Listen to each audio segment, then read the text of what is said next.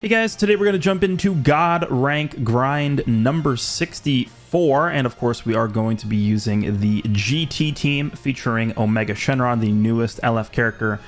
So this video I think is going to come out either the same day or a day before LF Broly releases. This was a 3-week long season, which I'm not usually a huge fan of 3-week seasons, but I do like when they tend to line up the end of a PvP season with the beginning of another one when a new character releases. So I'm okay with this.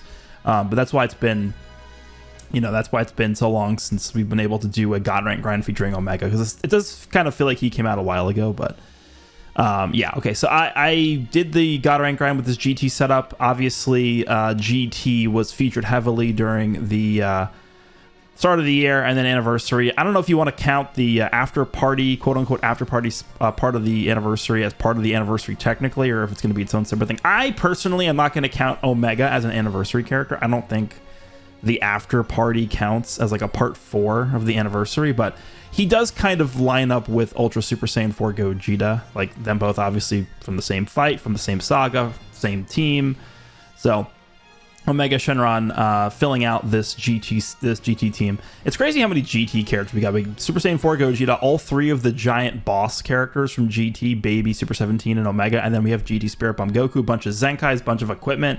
This truly has been the year of GT, and I think it's been even more so GT-centric than even Tournament of Power-centric last year.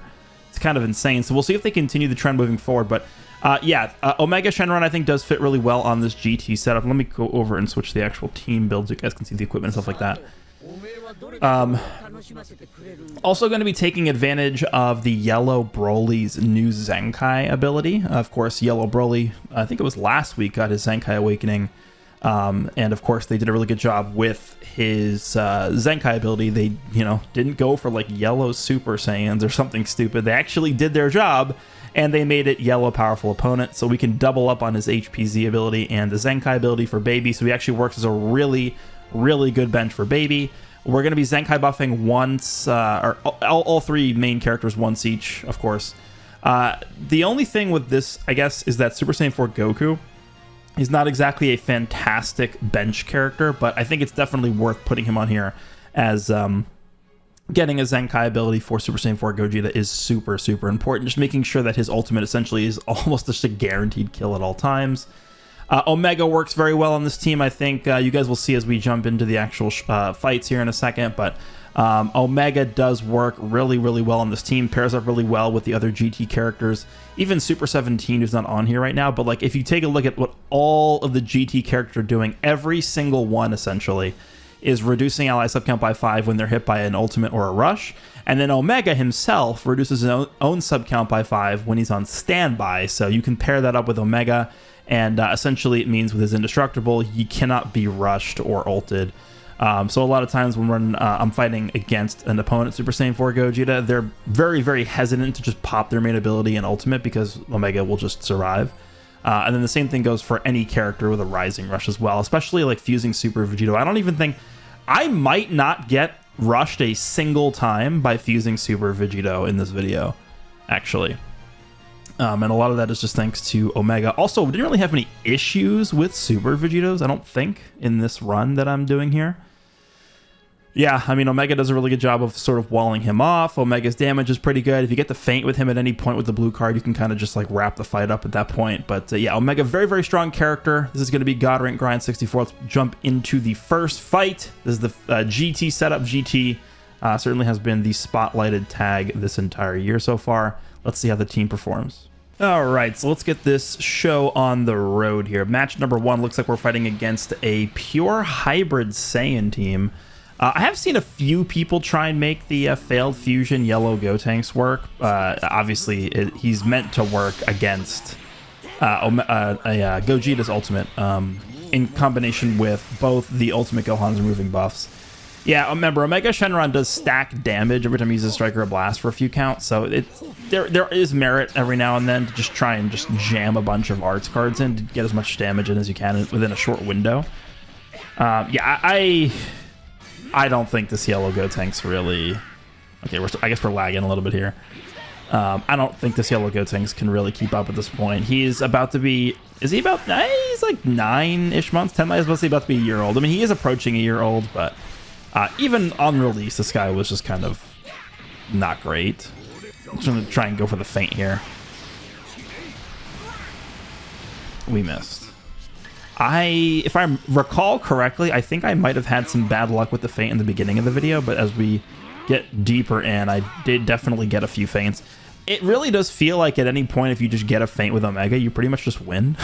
The thing with Omega's ultimate, or sorry, the thing with Omega's blue card is his blue card doesn't like draw you any cards or anything like that. So if you land the ultimate and it feints the opponent, you have the opportunity to like sort of follow up with just his ult. Or if you land the blue card and it feints, you have the opportunity to follow up with his ultimate because you have a free slot in your hand to just grab it. So I found that just, you know, getting lucky with the feint really pretty much means you win. Okay, so yeah, we're just gonna wrap that one up quickly.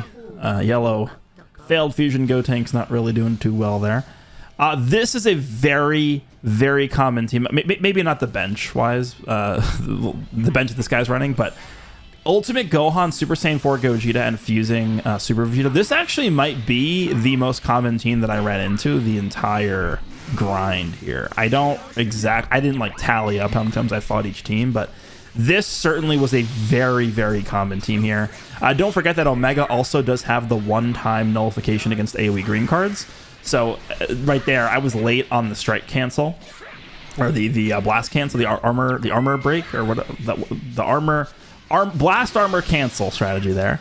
I was late on that, so he could have technically hit me with the AoE green with Gogeta, but again, Omega does have the one-time immunity. They are becoming a lot more liberal with how they give that mechanic out, so it'll be interesting to see if they give that out to more characters moving forward. I think they just understand that people actually hate AoE green cards. I remember, this might have been in one of my Q&A videos actually, I remember someone asking me, like, if there was something I could remove. I'm not sure why this guy just ate that, but sure. If there's a mechanic that I could remove from the game, what would it be? I think my answer at the time was AoE green cards. It might have been during like the Ultra Kid Buu meta or something, but yeah, I actually think AoE green cards is one of the biggest mistakes they've ever made. Like, the first AoE green card they ever made, I'm pretty sure it was Saiyan Saga Green Vegeta, I think. He was the first AoE green card ever. He came out New Year's 2018. That was the step up with him, the transforming blue Kaioken Goku, and the red God Goku and green Beerus was a ticket exclusive. I think that was the first ever AoE green card they ever created. I think, unless I'm just forgetting something very obvious. But yeah, ever since that point, they kind of were like, oh god, now we... I mean, they didn't really have to make more moving forward, but I mean, it would be weird if they just never introduced that mechanic again. But yeah, I actually do think that's probably the biggest mistake, because it just leads to such passiveness, and it punishes you for such stupid things that you shouldn't be punished for. Okay, yeah, so now we're up against just a standard Fusion Warrior team. This is the 16th. This is the team I used last season to get to God rank. I actually didn't run into a ton of people using this. I think, again, earlier on in this video is when I'm trying to just like get to God rank. Actually, this whole video is me outside of God rank, and I think I actually end this video with me getting to God rank, and then I think I played a few matches post God rank just off camera, just to make sure that I don't fall out of it before maintenance starts tomorrow. But this whole video is me actually getting to God rank, because I didn't really play much this season because I've been traveling and stuff, but and it's a 3-week season, so. But yeah, I definitely didn't fight as many of the pure Fusion Warrior setups later on in this grind. I guess the way you can sort of view this as earlier on in the video, you have like not as skilled players, just because as we get closer to God rank, you're just naturally going to fight better players. The MMR is going to be higher. But yeah, I didn't really fight a ton of just like standard 6th anniversary Fusion Warrior players earlier on in this video. Alright, so Mega, what do we got here? Are we going to win this clash? I actually have a lot of really bad clashes in this, I think. Do I just ult here? Yeah, I do. Okay, that makes sense. We have a lot of damage charges here, built up from just using cards. 3.5 million health on my Omega. 3 million health on the Super Vegito. We have a little bit of combo compensation. What are we looking like here? How much damage does this do? It does 5.7. I mean, obviously it's not just the ultimate. So you can chain a few cards in before that, but still really good damage. I probably should have just kept sidestepping because I had an AoE green with Gogeta here. That was a good play by him. All right. One thing that you guys should probably keep your eye on throughout this entire video is the Dragon Ball count. Just throughout the video. You know, every now and then just take a look at it. Okay, so I wish I could like pause and rewind this, actually. The play I made there is very risky. Well, it's not even that risky because the timing at which he dodged my blast means that even if he made that exact play that he made where he switched characters and sidestepped, the timing that I did there of the Rising Rush would have still hit him. So it really wasn't that risky. Oh yeah, nice full screen blue card. It really wasn't that risky of a rush because even if he switched and sidestepped at the like first possible moment he could have, it would have still hit him. And that's just because of the timing that he dodged the blast card at. I actually kind of wish I could back or rewind that and show you guys what I'm talking about, but yeah. What I was saying is the Dragon Ball count.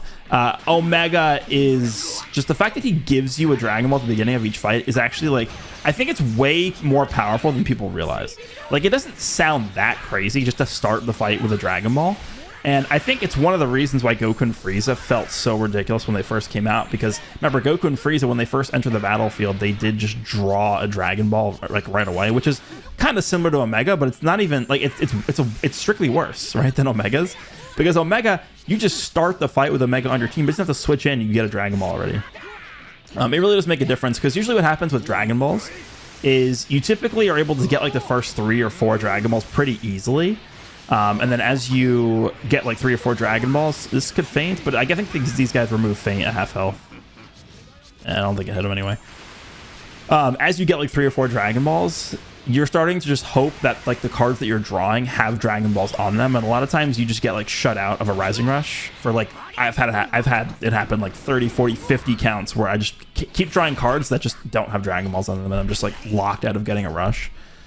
But if you start the fight with a Dragon Ball just innately, you only need 6, and that actually really matters. Like you guys will see as we move deeper into this video, it really matters that you start with a Dragon Ball, especially because it helps Omega with his gauge too. Just having him start with the full gauge, meaning he can get the double card draw speed, get the cover nullification, it is very strong. Omega seems like he's always in a really good spot, at least in the beginning of these fights when he has his gauge up. This is a terrible hand. We do have our Dragon Ball though in that left blast card, if I can somehow get it. Yeah, there's our rush now. He's gonna fuse, sure. I forgot what I was saying.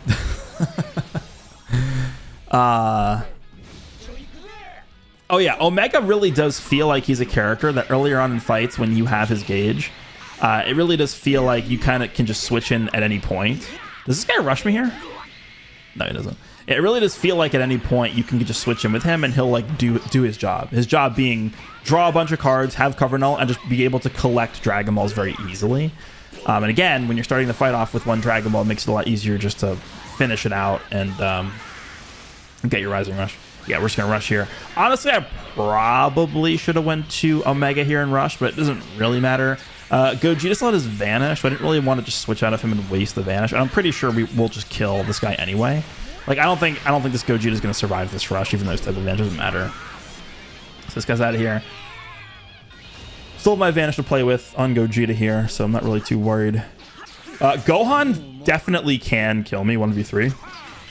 Like, if there's one character in this game, besides Super Saiyan 4 Gogeta, like, Gohan is the only other character that I'd be, like, pretty scared of still in a 1v3 scenario, because he's multiple ways of getting his Vanish back. He can just spam blue cards from long range. Alright, what do we got here?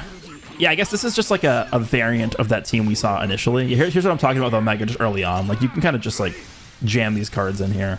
Look at this, type neutral. He's gonna switch? Yeah, he does switch, because I think he was scared to actually just straight up die there. Yeah, again, I think Gogeta at half health with his Disrupt, I'm pretty sure he removes abnormal conditions. So even if I would have gotten the feint there, it really wouldn't have mattered. Okay, that guy really didn't want to play. What is this guy? Double yellow. UI Goku and Blue Kai. I think I fought a few people using Blue Kaioken throughout this video. Really annoying still, the lock on that. The strike cards, just annoying. Alright, there's UI.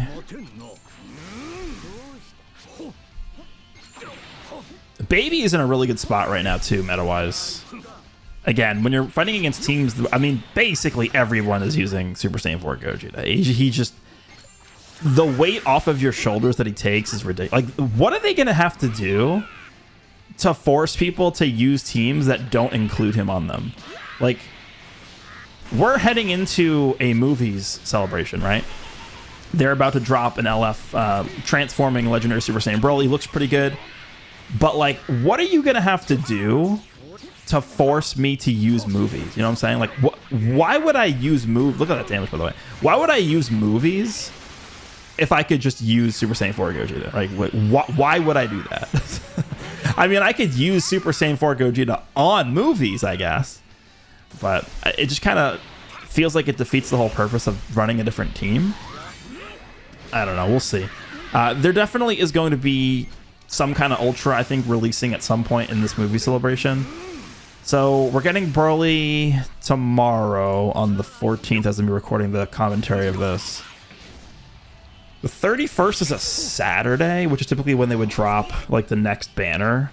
I think it's possible we can get an Ultra on the 31st. Or, you know, the other option too is they could drop a Mega Rising on the 31st. And then the 18th next month, we could get the part 3 banner of the celebration as an Ultra, maybe. But regardless, I think there will be an Ultra at some point in this movie celebration. Maybe we can get 2 LFs and an Ultra too. It doesn't always have to be like a set in stone format. But think about how ridiculous like the next Ultra is gonna have to be to essentially force you to well, not force you to, but like incentivize you to play with a different team besides the team that has this guy on it. It's gonna be pretty insane. So we'll see what they do. All right, what is our friend doing here? It is a little laggy here. Some of this lag might be my fault too. I was playing a few matches on the train because I don't really have much other time to record these. Baby. A lot of times what I like to do with Baby is get... Okay, well, that's a fast rush. We can just go back to Omega. Yeah, that's the beauty of the sub-count manipulation. Something I like to do with Baby a lot is get his gauge 2 ticks filled up. So Baby needs to hit 3 times to get his full gauge. He needs to hit 3 times. So sometimes I'll get him hit twice and then leave him at 1 more hit left. And if the opponent goes for a blast card against anyone, you can swap into Baby, blast armor through their blast card, and that removes their vanish while you're blast armoring through their blast card. So it's pretty much a guaranteed combo starter. So we're going to go ahead and rush him back here with Omega. Yeah, you can see, this is what I was saying earlier in the video about keeping your eye on the amount of Dragon Balls we have. Like, we got our rush at basically 160 counts when we were getting comboed. That's thanks to Omega's Dragon Ball stuff. All right, let's go back to Gogeta here. We're going to go to Gogeta, right? Yeah, we do. All right, now if he ults, we can just go back to Omega, right? He's going to go for that. Ah! Nah, it's a bad play because I have my gauge now. That's fine. Let's go for a tap attack or something. Yeah. Okay, let's get our Vanish back here. Is he dead?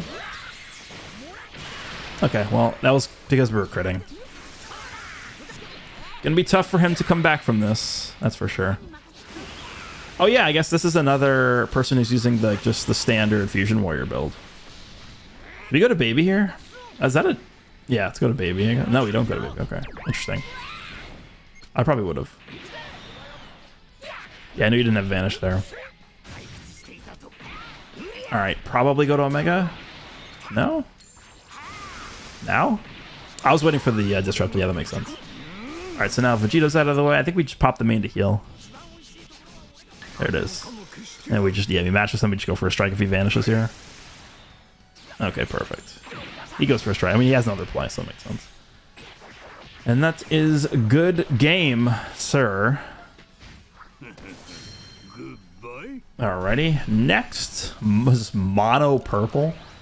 Well, again, like I said, Baby is in a very good spot meta-wise right now. Omega, I'd actually say, is in a pretty bad spot, but it's a testament to how good Omega is as a character that he's still as good as he is.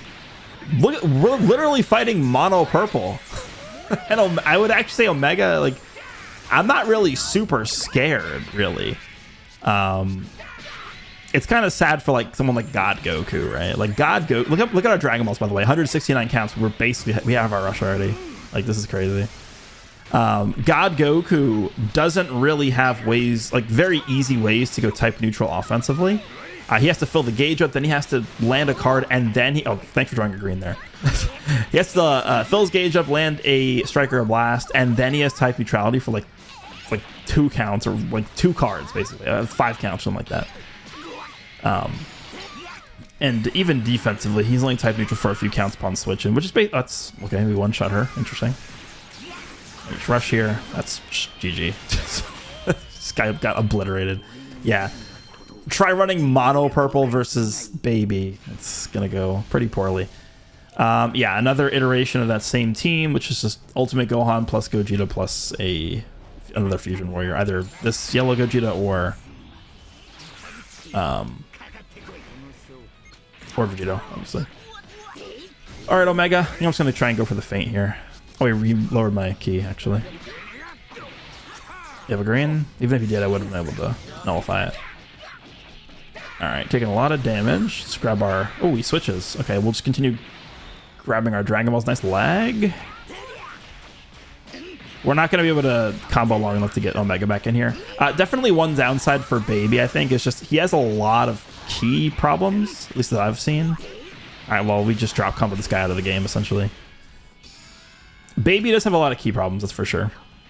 I'm not going to... There's no hiding it, right? I mean, it's just... He does. He has key problems. But still really effective and valuable character right now. Let's go to Omega. Omega's type neutral. We're going to heal up the because our gauge is full, and we're going to lower his key here. We do have a green in our hand. Probably try and save that for Gogeta. Let's see. Omega tanking pretty well here. I'm going to switch because now he's not type neutral anymore. I probably shouldn't be that afraid to just take a lot of damage with Omega because he's eventually going to get his indestructible proc anyway. So maybe like leaving him at low health is not the worst idea ever. This is going to give me my Vanish back. Yeah. We do have our main ability. Why did you go for it? No, I don't. Probably a misplay there not to just pop the main and ult. But that's fine. Alright. What's the plan? If I switch here, is he gonna rush? What do you guys think? Oh no, he just has... Okay, he has no cover anymore. Why would you not go to Ultimate... Isn't the Ultimate Gohan still have his second life? What is he doing? Pretty sure we didn't get rid of his first... Did we? Yeah, what? Wow. Okay. She gave up his Gogeta for like no reason almost. I'm gonna eat this on purpose here.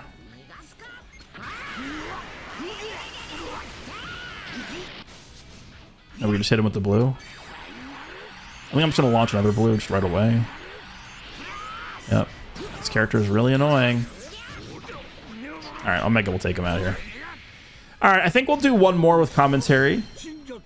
And then we will leave a bunch, like an hour of footage here, just of gameplay grinding.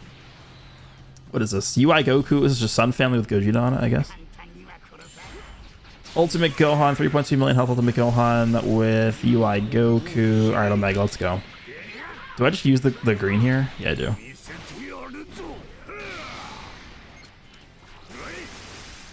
Alright.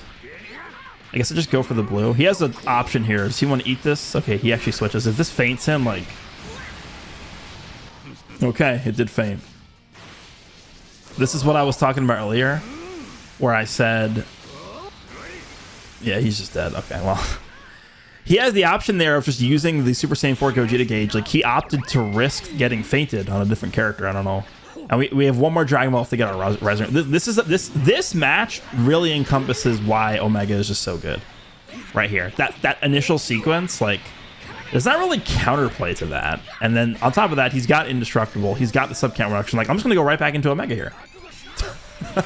So, again, we got like an hour of footage left here. Let me know what you guys think of God Rank Grind 64 featuring Omega Shenron on the GT team. Hope you guys enjoyed, and I'll see you all in the next one. Jesus, yeah, he's done. He's out. Goodbye.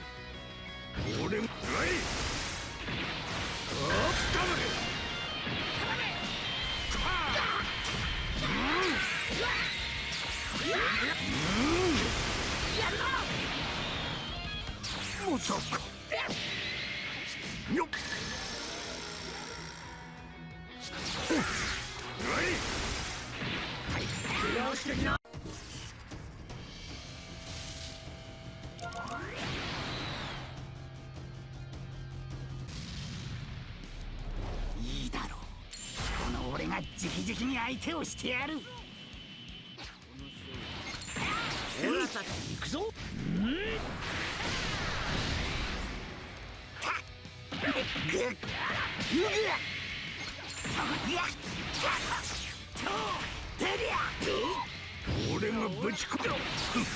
しかどこきれい。じゃあ行くか。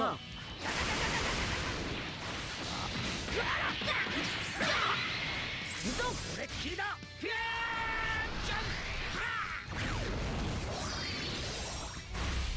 さて一緒行くぜ。まだまだ時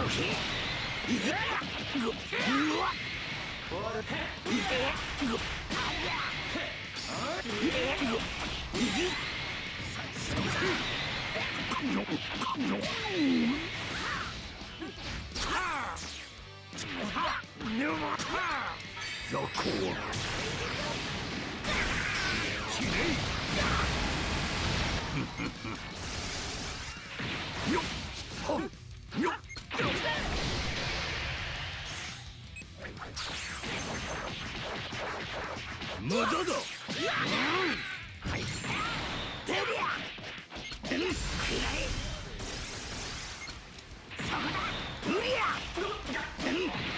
じゃあ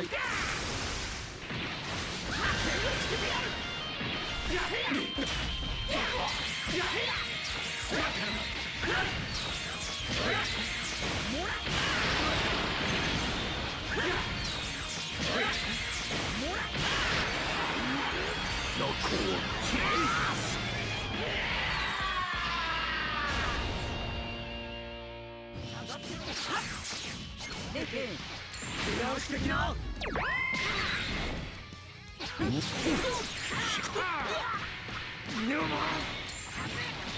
直してきな。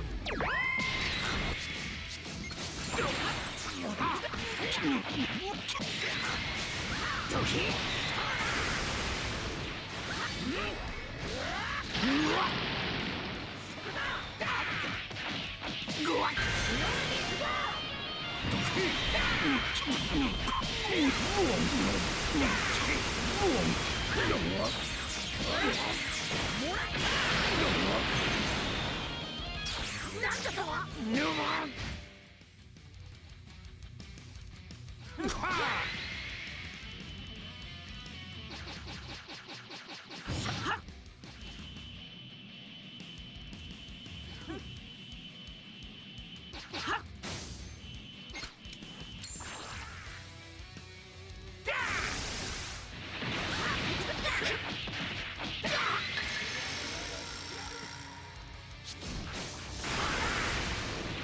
覚悟しな。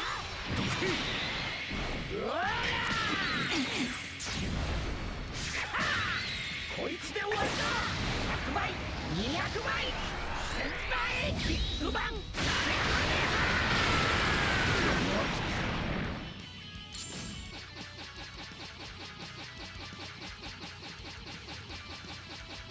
ほっほっよっよっ。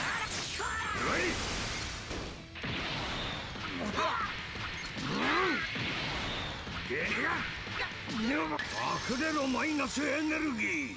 たっぷり味わえ。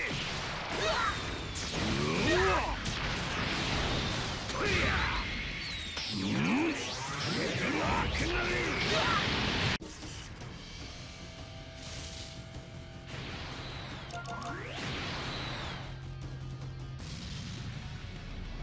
死ぬ前に見せてやるぞ。進化したツヅルジ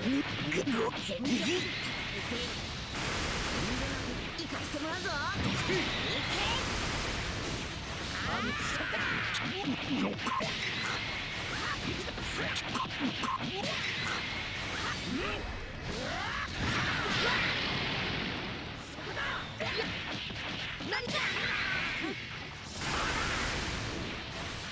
出直してきな。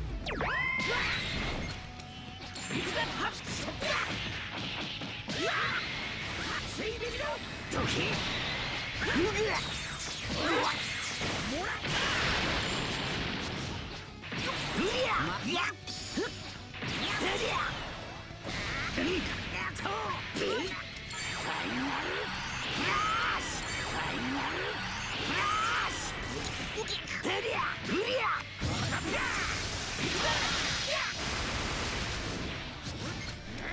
本気出すぞのろまめあの世へ行けぬま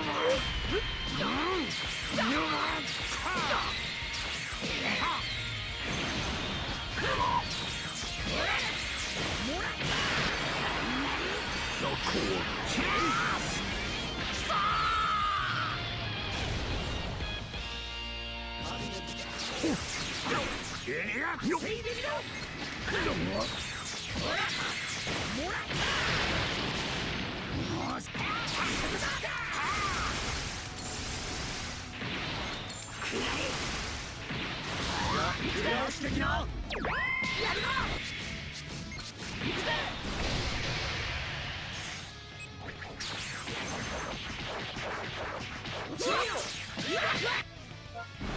もうちょっとやるかと思ったのによ。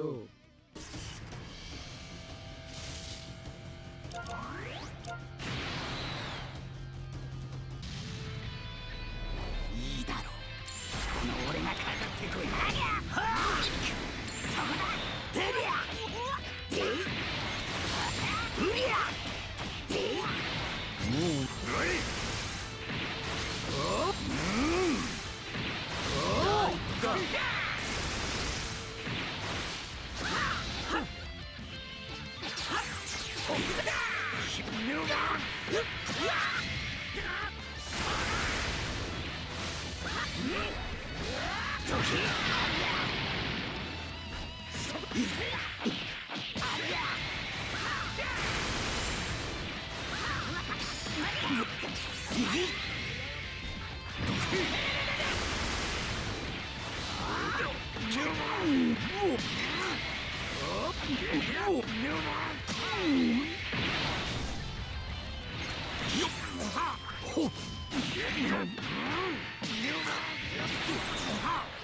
せいでみろ退屈していたところだいやそこだセリアとファイナルフラッシュファイナルフラッシュいや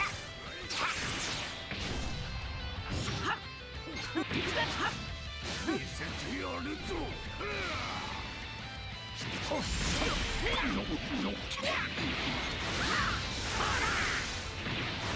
俺が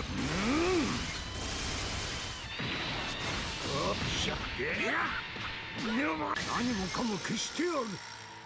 たっぷり味わえ。やるなうわとりゃ開けなれ。直してきな見せてやるぞ。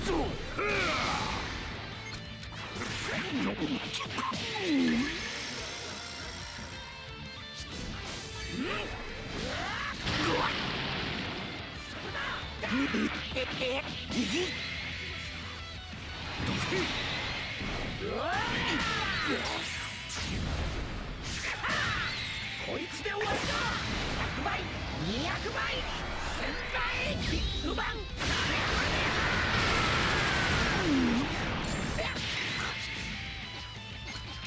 よっもうこの俺に力をくれ。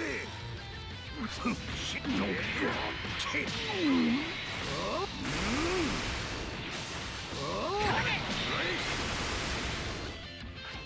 してきな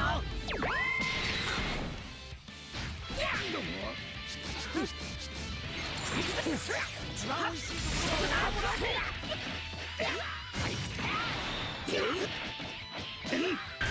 こまでだ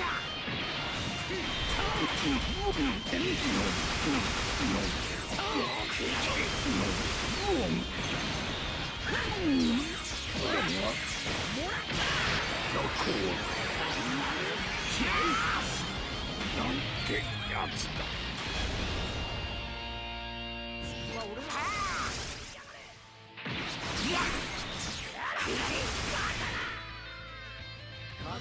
俺がぶっよっ制圧してきなやるなせいでみろ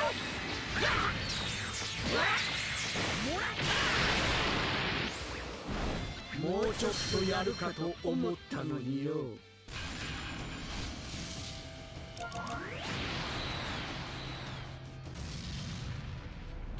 いいだろう。俺が直々にもう待てよ。対抗してじゃあ行くそこだも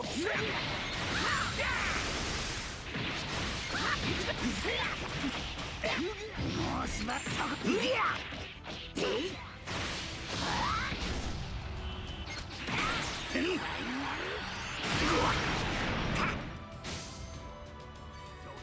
やったてりゃと下がってなそうだ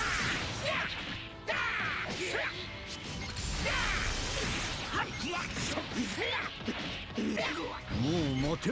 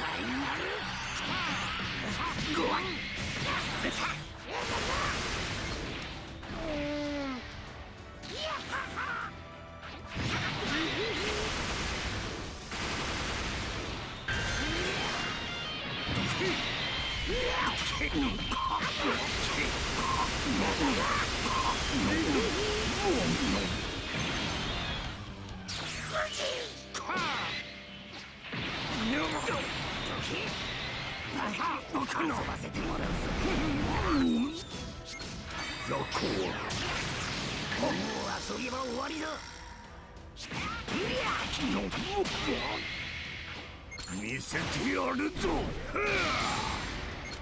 死ねいよっほっよっほっえやかよこしじゃあ行くか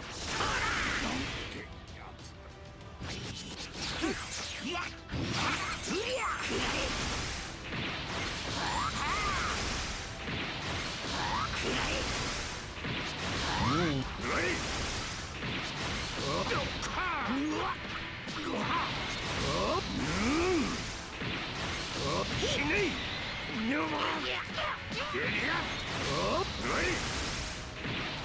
何もかも消してやるたっぷり味わえとりゃくなれ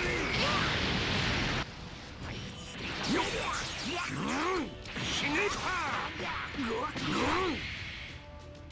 どうした死んじゃったのか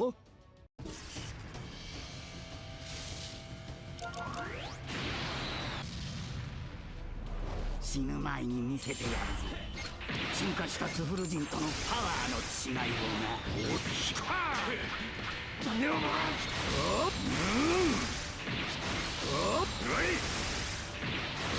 そこだ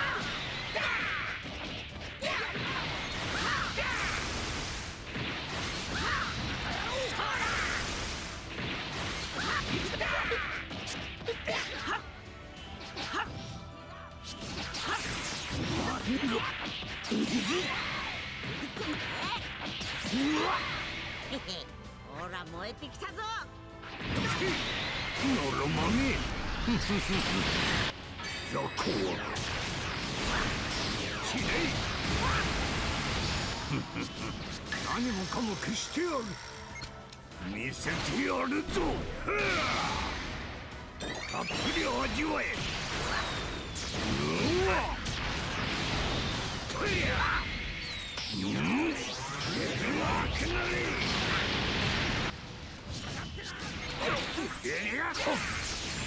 ぬばほっ手押し的な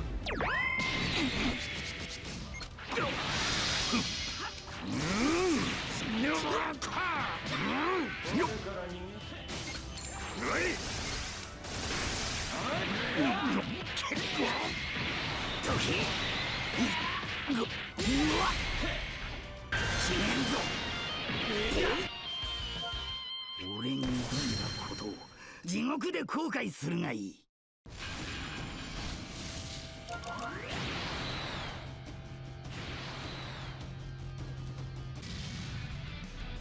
簡単には殺さん気の済むまでいたぶってやるいや下がってん無理やおっしねえぬば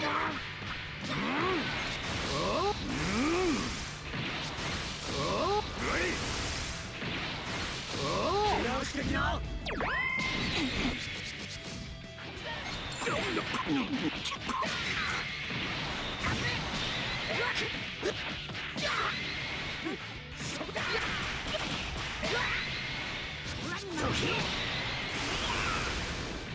俺がやる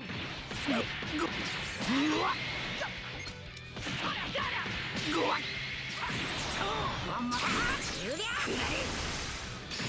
もう見せてやるぞどこきれい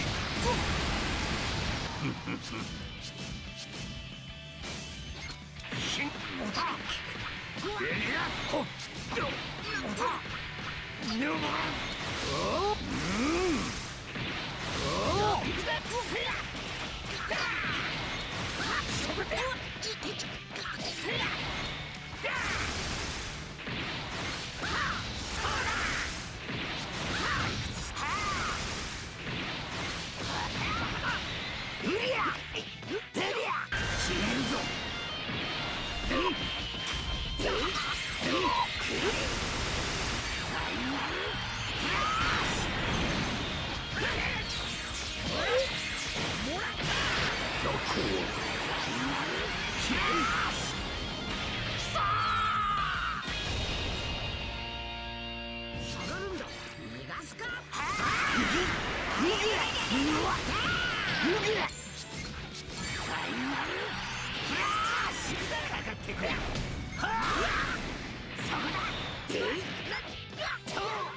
苦しみから解き放ってやる終わりだ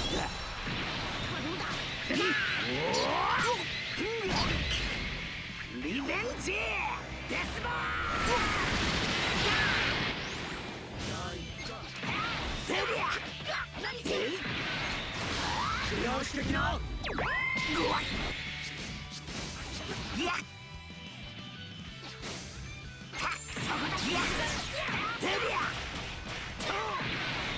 俺しくんだエリアどこよし的なよっ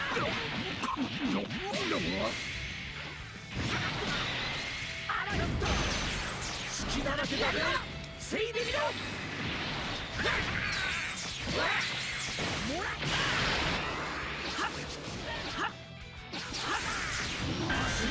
楽しめそういやもう待てんな何もかも消してやる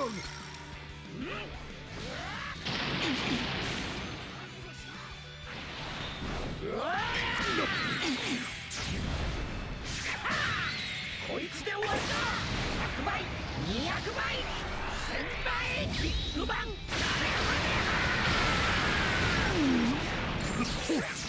死ねヌバン下がってな勝負あったな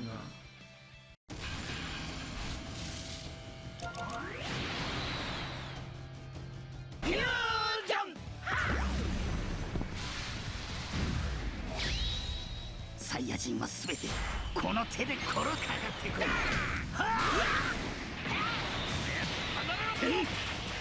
無理やもうヌバンエリアおっおっおっ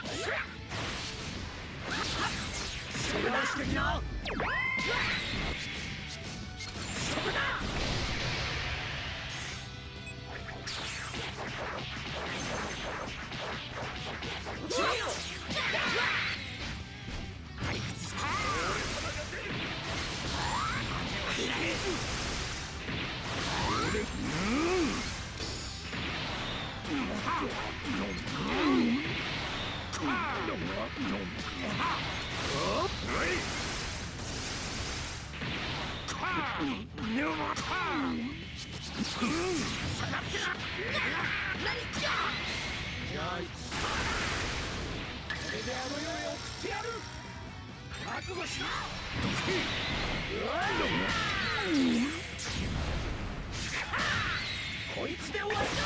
100倍200倍1000倍ビッグバン。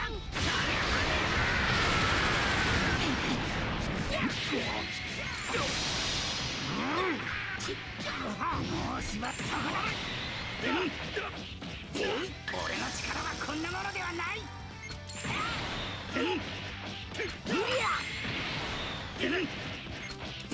かまってりゃ。まだまだこんなもんじゃないぞ。終わった。リベンジデスボール。俺に挑んだことを地獄で後悔するがいい。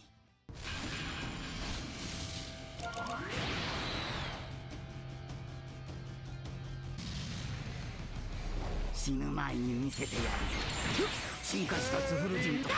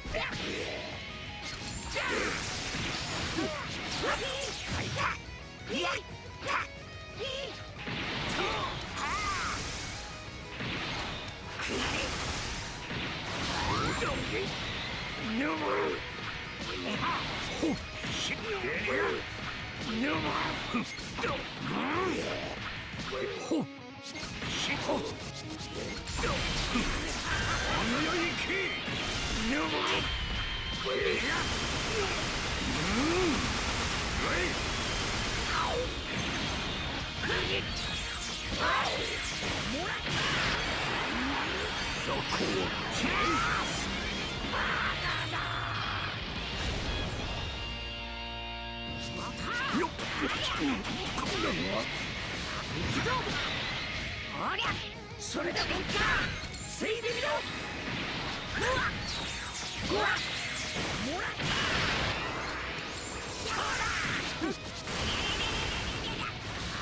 やるか時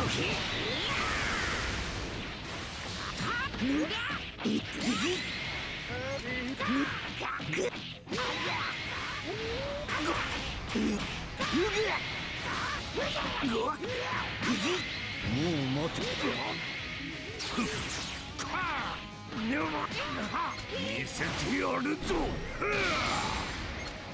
どこしエリアほっとエリアほっしかエリアや派手にやるか。覚悟しろ。勝負あったな。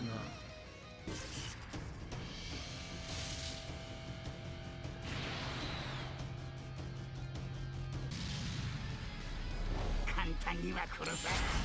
気の済むまでいたぶってやる。いや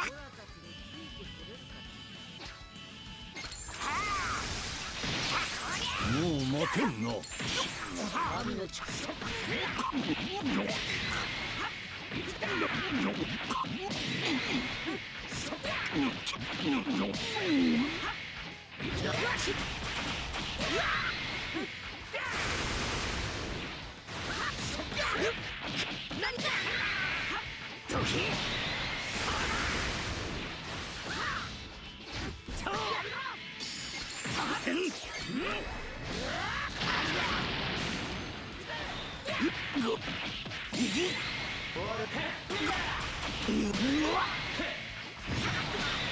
し的な。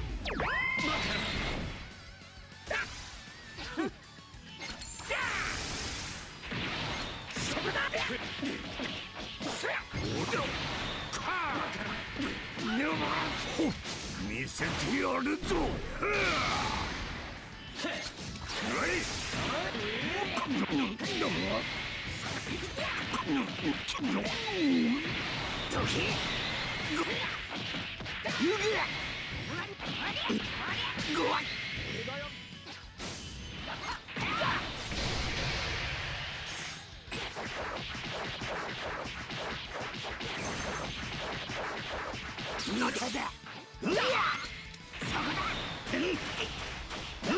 今すぐ後悔させてやる。終わりだ。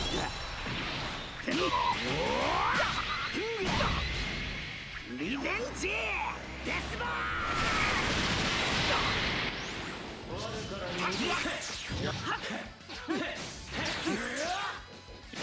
セイビビロ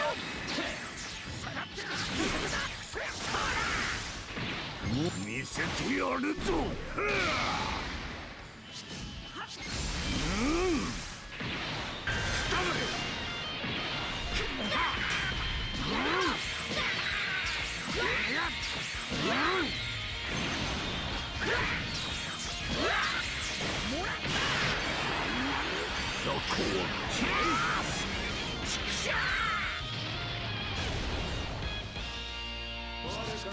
隠れろマイナスエネルギー。どうした？死んじゃったのか？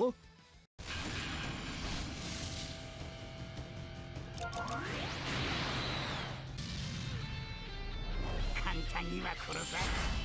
気の済む。行くぞ。今の俺なら誰にも負ける気がしない。なんだ？ありゃ！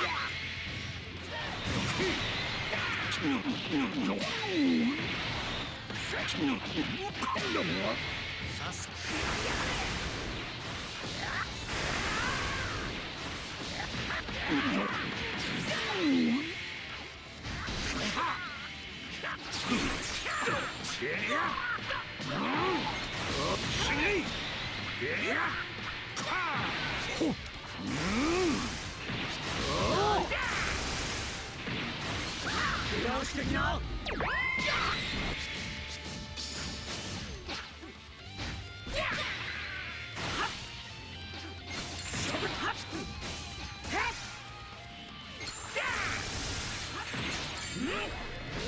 セイビビロやるな。もらった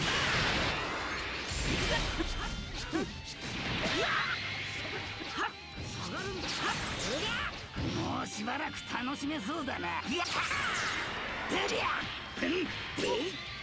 見せてやるぞ。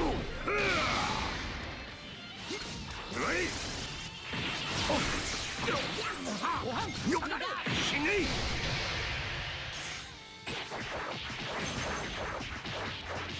無駄だ。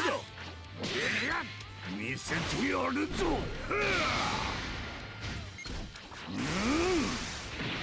おめえにはがっかりしたぞ。行くぞ。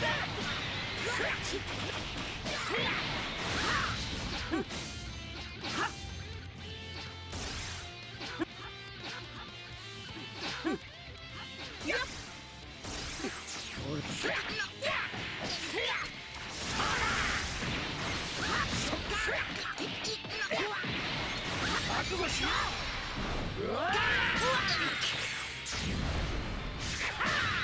こいつで終わりだ。200倍1000倍ビッグバン。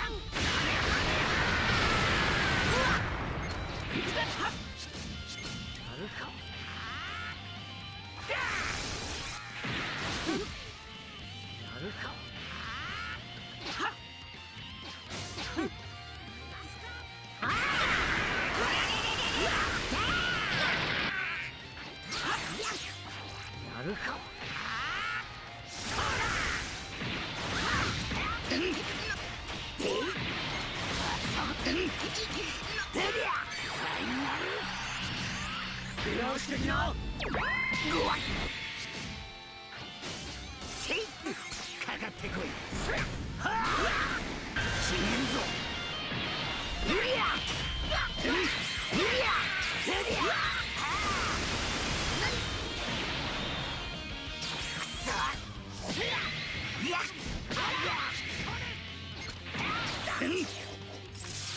頼む。今回だけだ。楽しませてくれよ。様の相手はこの俺だ。おりゃおりゃおりゃ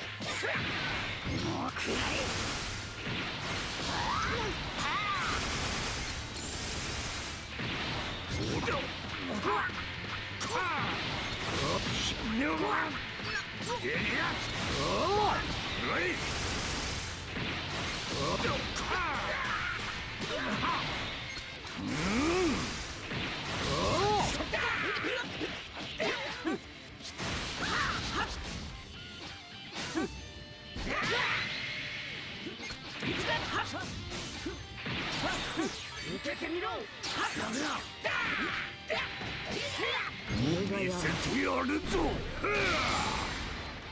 の俺に力をくれ。やるか。行くぞ。どけ。フ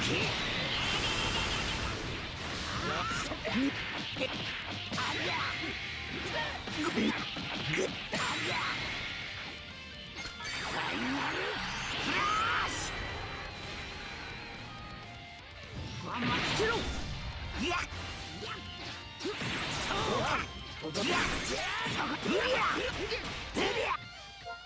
無残な最後だったな。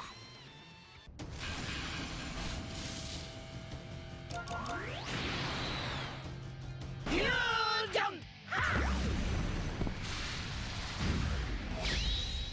サイヤ人は全てこの手で殺す。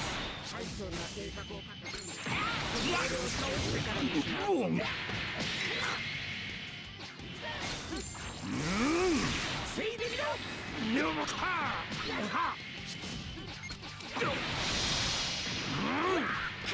よもおおいおおすくらえ。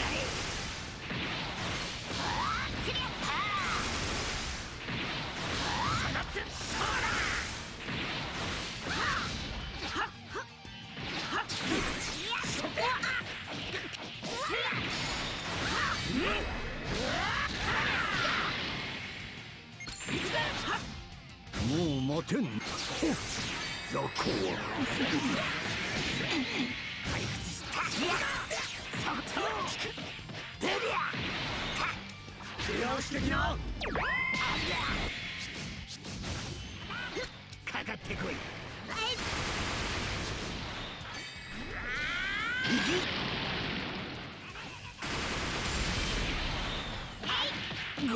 ごわっそたうりゃそれではせいでみろ。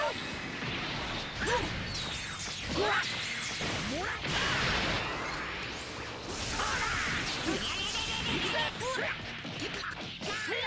俺がぶち死ねえ。手をしてきな。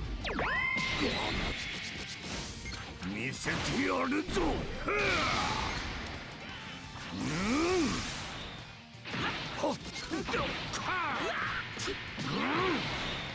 う少ない。もう遊びは終わりだ。終わりだ。リベンジデスボー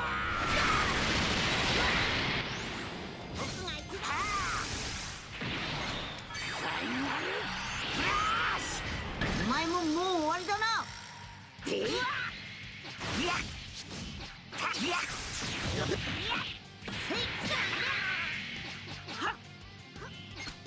そうだめっ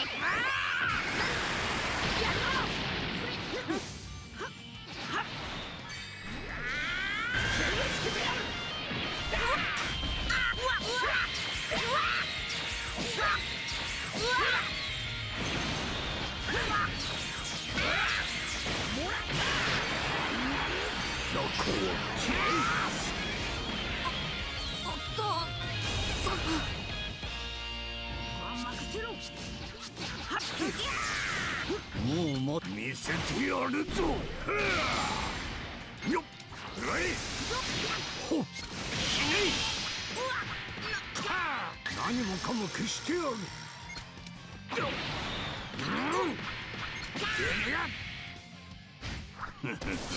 グッバイ。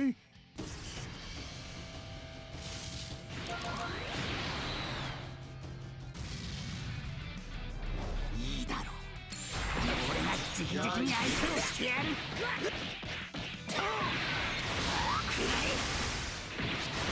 俺がぶち壊してやる。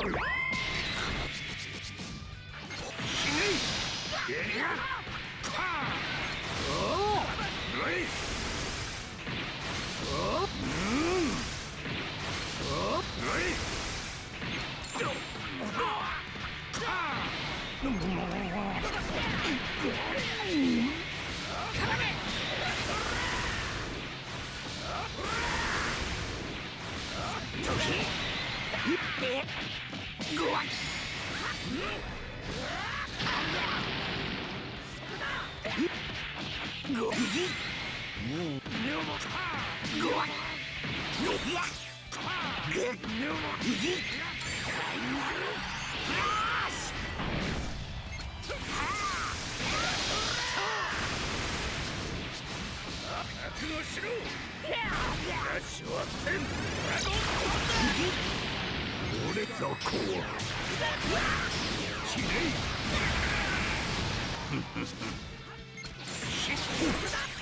してきな。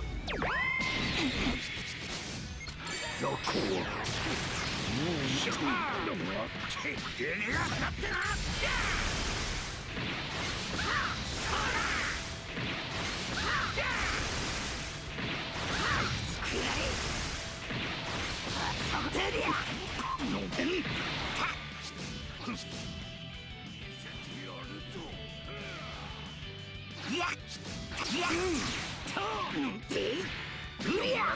俺がぶよっよっゲリアッやいはっ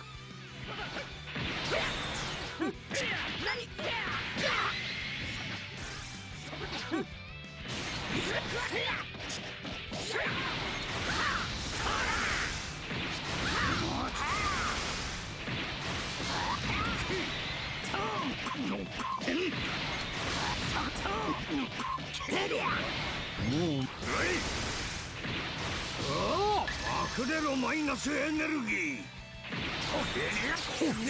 たっぷり味わえ。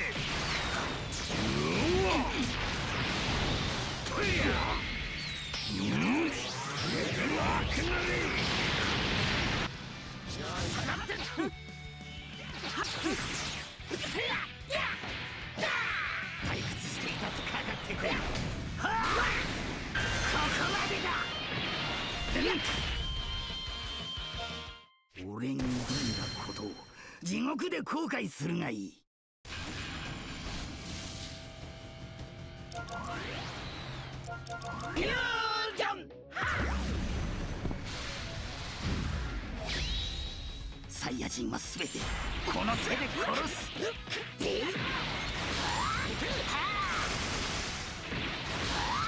無理や。もう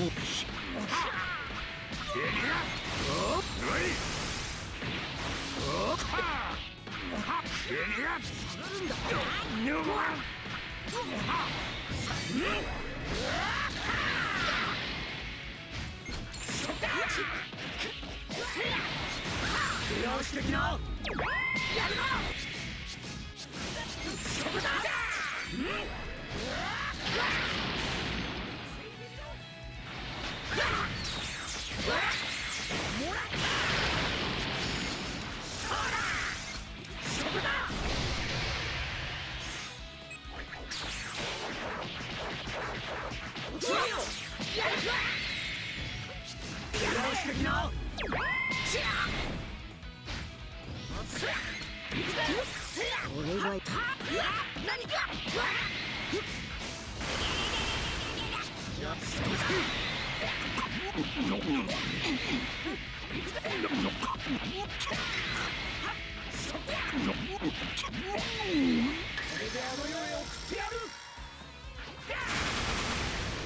覚悟しろ。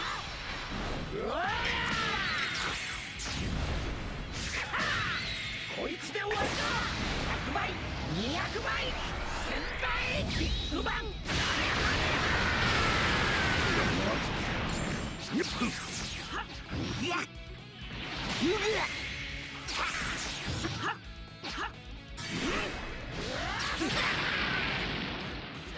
よし的な。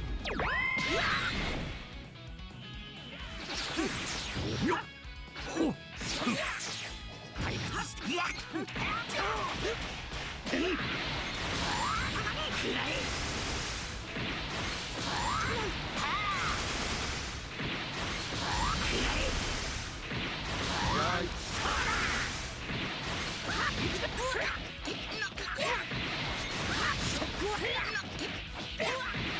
もう待てん。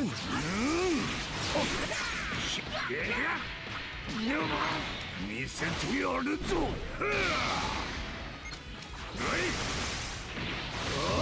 よし的な。うわっ死ねるぞ。うりゃや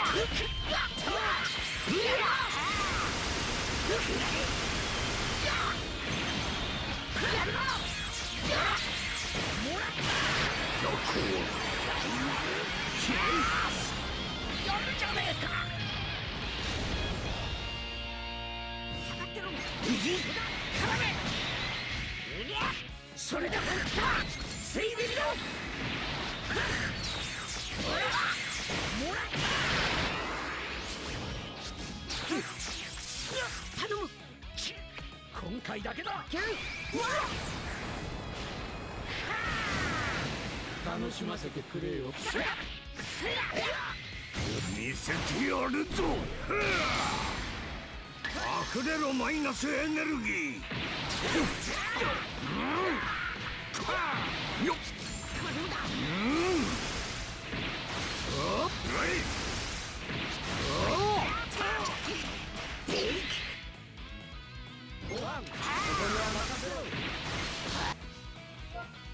俺に挑んだことを地獄で後悔するがいい。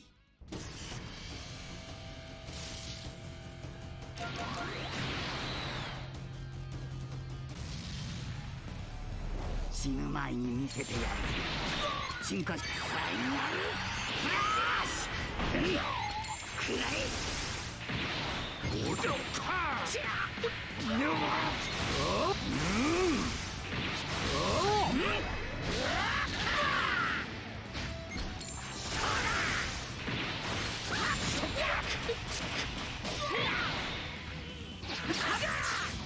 うしばらく頼む。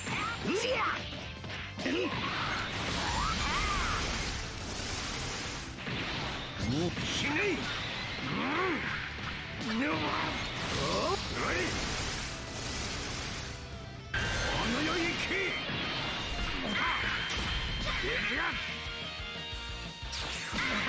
どこをしねえ。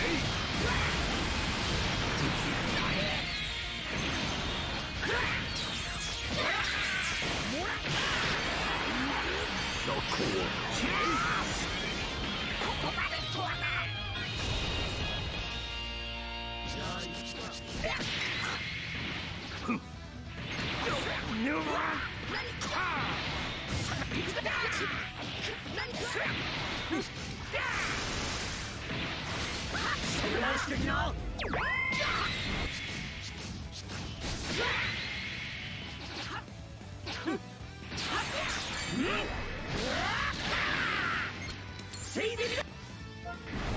もう少し加減した方が良かったか。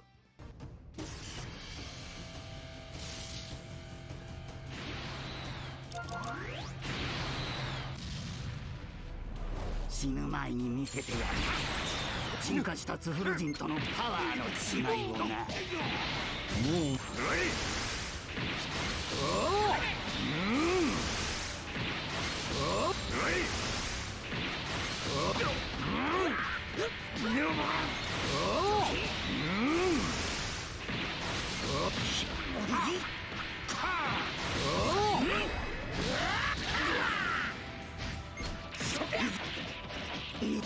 もうしばらく。いやいやてりゃうりゃ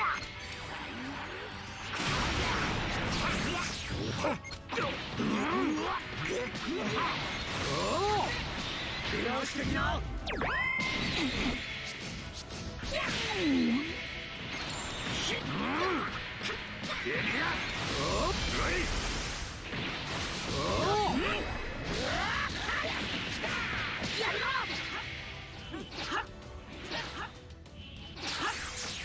退屈していたと。いやくらえ。うわっ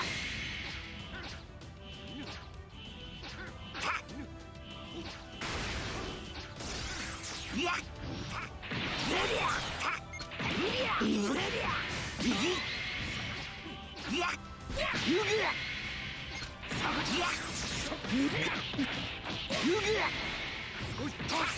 もう待てん。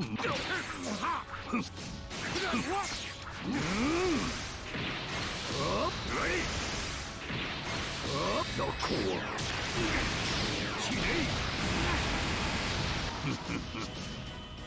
見せてやるぞ。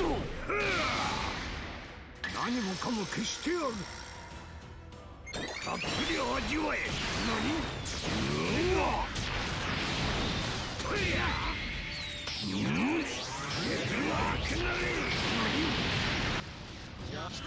ほっ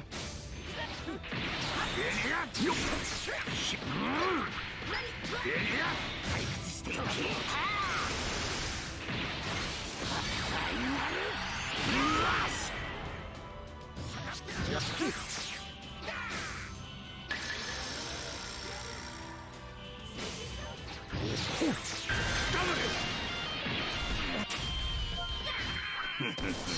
グッバイ。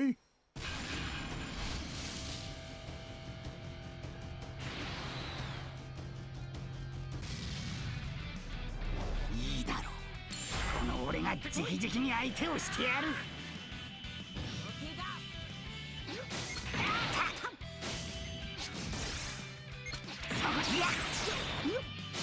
もう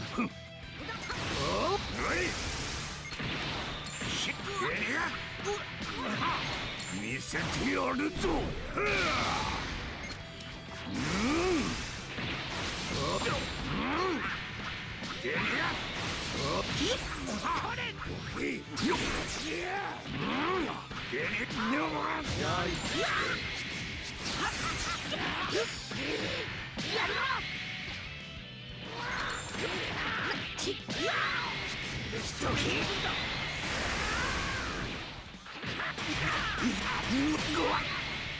かかってこい。のろまめ。どこきれい。下がるんだ。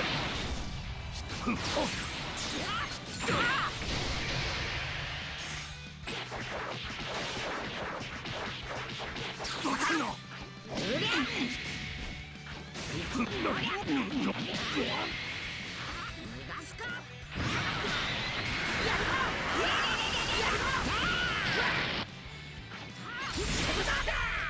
やるか。行くぞしてきな。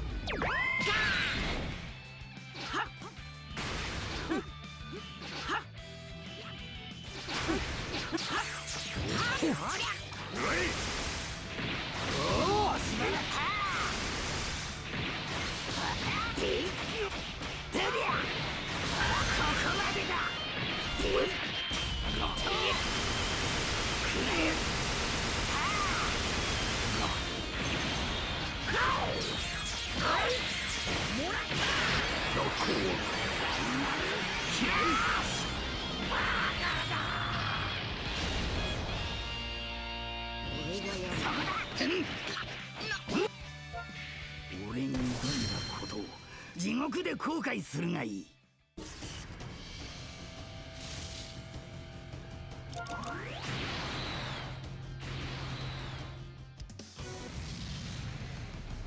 簡単には殺さん。気にすんな。揺さぶってやる。いや、もう待てん。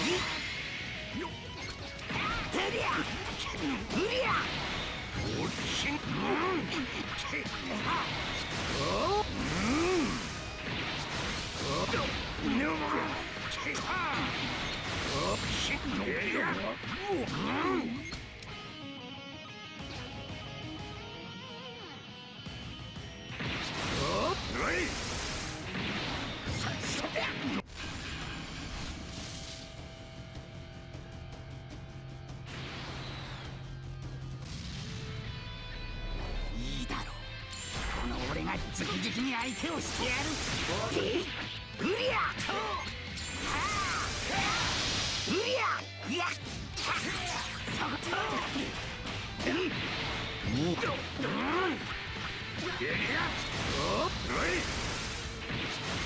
死ね